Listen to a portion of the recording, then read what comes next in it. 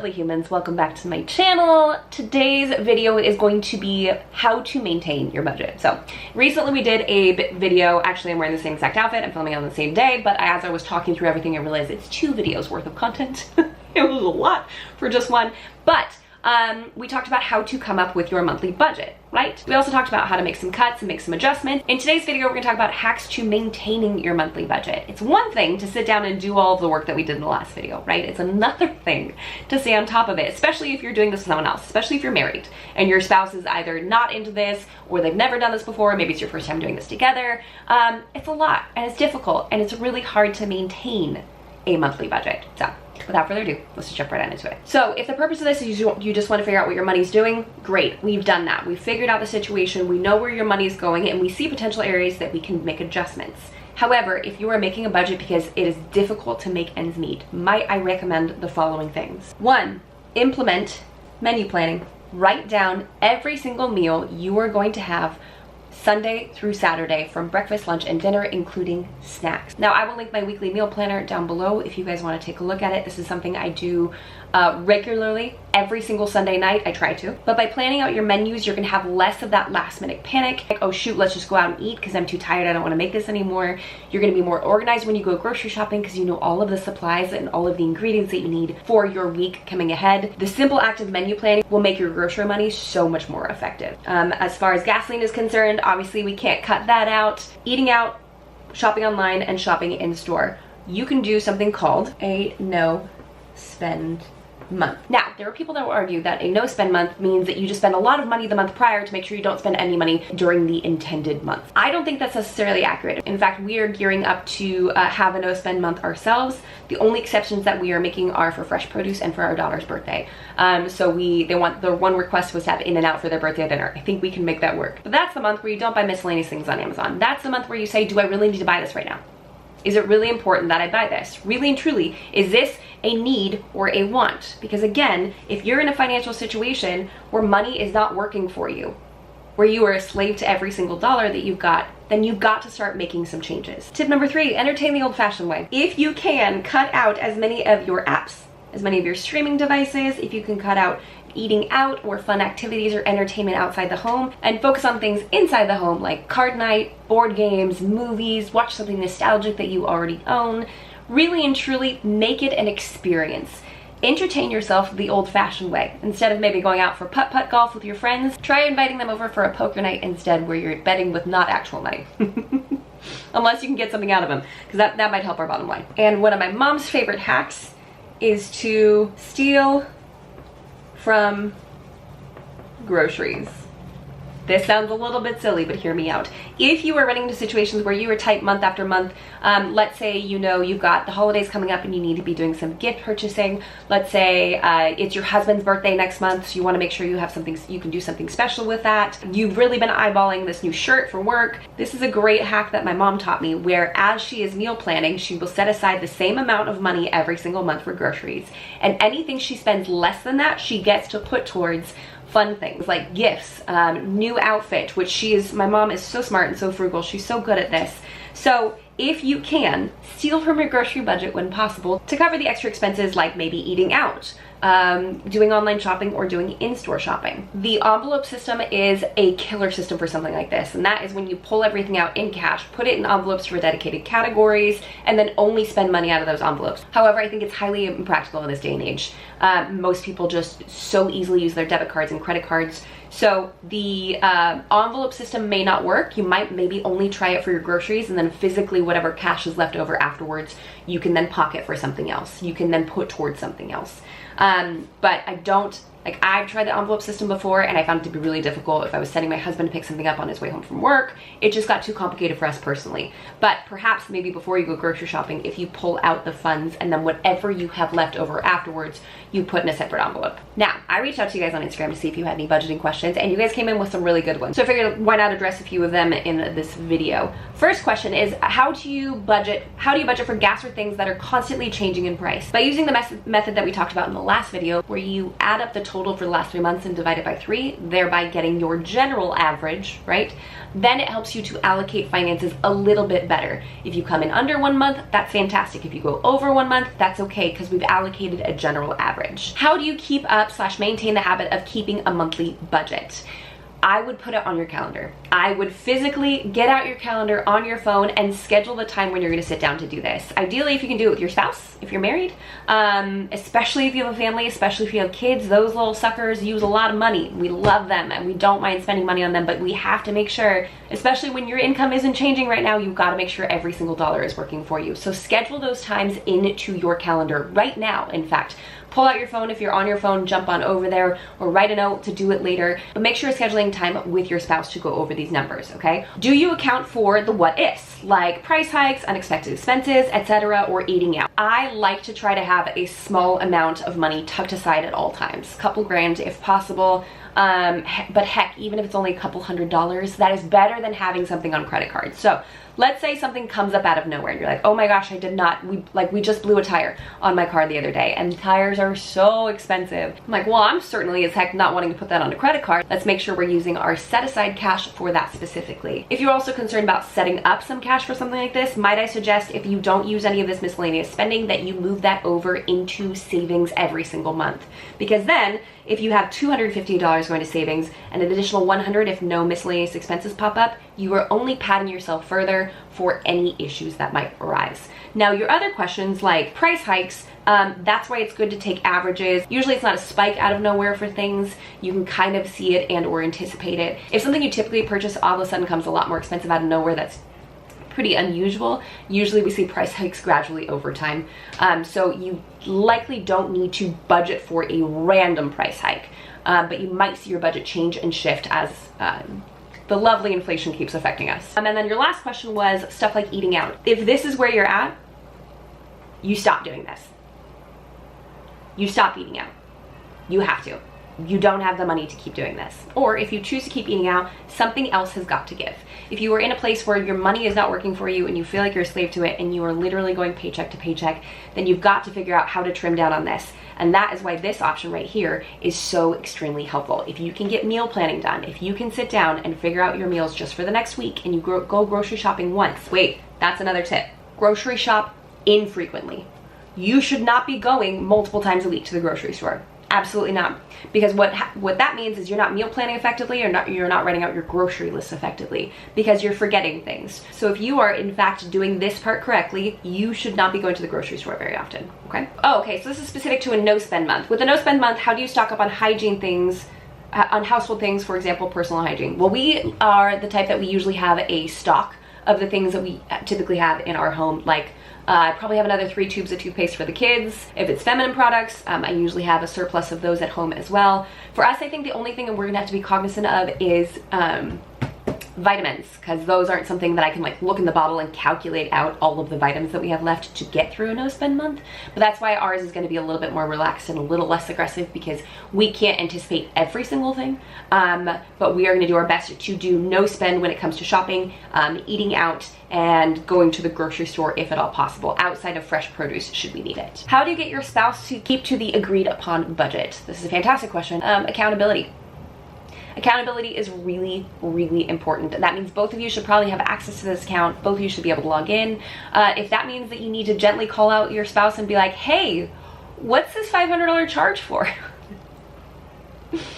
Then maybe you do that. But for me, I find that motivation is a huge factor when it comes to this. First of all, set financial goals together. It's so much more motivating when you are a team working towards something, when you are trying to achieve something. That could be a savings goal, a new car, a new dining table, a down payment on a house. There are a ton of options here that you could be saving towards together. And we have that collective goal. It's a lot easier to say no to extra spending. So like Elias and I are saying for the longest time was like, would you rather have Taco Bell or would you rather have a house? And they're nowhere near the same thing, right? That is absolutely ridiculous to compare tacos from Taco Bell and a down payment on a house. However, it's that mindset. It's that constant repeated of like, Yeah, but if you don't spend this, you could be $15 closer to a house. So which one's more important to you? It was like kind of like a trigger phrase to keep us in check, to make sure that we weren't spending on things that we shouldn't be spending money on. Like I said earlier, number 2 would be accountability. Now remember, this is not a witch hunt. We're not here to accuse your partner. We're not here to accuse your husband. We are here to just keep each other in check, lovingly and gracefully, because you might need the same done for you, right? You both have to be checking the account, you both have to be asking questions and keeping each other in check. Do you really need to go get that latte? And you're like, no. But when in doubt, return to number 1. Remember the cause. Remember why you're doing this. Maybe you want to eventually buy a house. Maybe you're trying to save money because your car is about to kick the bucket. Whatever it happens to be, remember your cause and then keep each other accountable accordingly. Tip number 3 is to allow fun money. Now I know we've already discussed how to put together a budget, and one of the things that was the hardest on was like eating out, right? Or entertainment outside of the house. However, if you allot date nights, I do think that dating your spouse is super important. If you can allot $40 to date night every other week or once a month, that is money well spent. That is money that's investing into your marriage. It's investing into each other. So I don't see that necessarily as just frivolous. The reason that I'm a little hard on eating out is because oftentimes, at least for us, it's I don't want to make food, or I didn't plan a meal for this evening and I'm tapped out. I now have no more energy to try to conceptualize anything to feed this many humans. Let's go buy food. It's just, for me, eating out is oftentimes really closely equated with laziness, right? With feeling tapped out, with feeling done, all of those emotions, but mostly because I didn't focus on this right here, we end up eating out. Or instead of eating out, you can actually be super intentional about having a date night in. Maybe that week you spend a little bit extra and you get fancy steaks for dinner and you get a nice bottle of wine. Or it could mean going to Del Taco and getting your favorite burrito and going to eat in your car while you watch the sunset. Eating out and or dating your spouse does not have to be expensive. It is an investment in your future, and I do believe that it is important. Just make sure that this category right here, we're not just falling back on simply because we're feeling tired because we didn't do this thing effectively earlier. And last tip is to reward small wins. Every time you have a win, come up with a reward. Your first $1,000 saved, you have a board game night.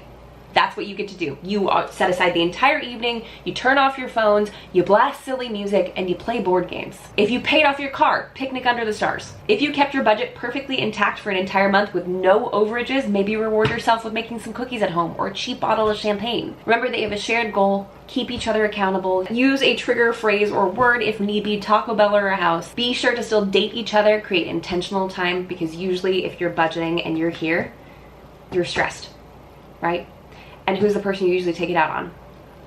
If they're anything like me, it's your spouse. So be sure to set aside money and intention to spend time with each other and have fun with one another, and then reward the little milestones. This is probably more of a Wolfer & Co topic, but I'd love to see business budget things.